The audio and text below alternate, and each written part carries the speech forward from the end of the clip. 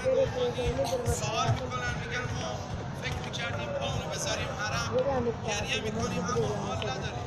ایشون فرمودن اصلا قصه نخور، همین که دعوتت کرده همین بس.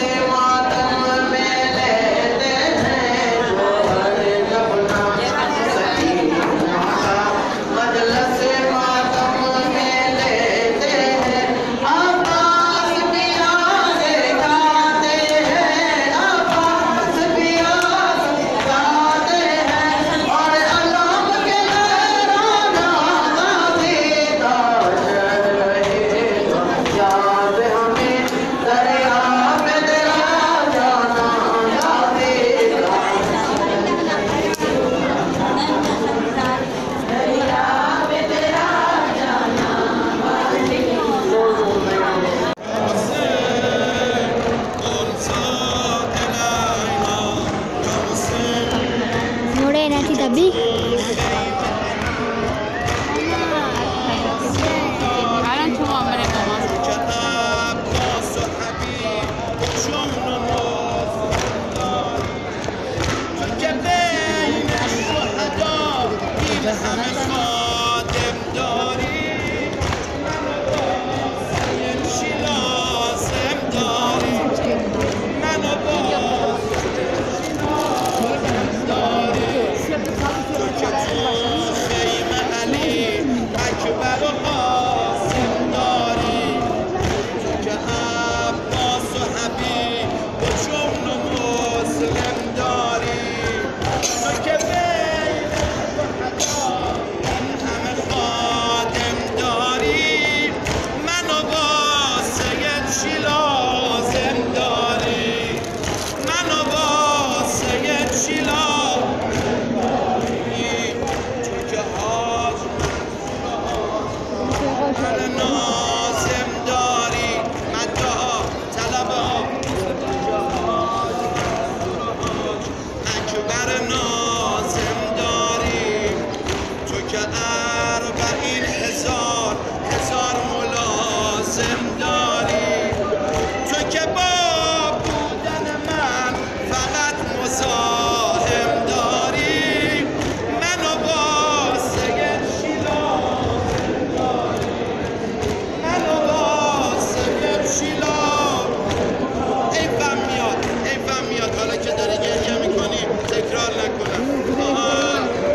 تو که حاج منصور حاج اکبر نازم داری، تو که 40,000 ملازم داری، تو که با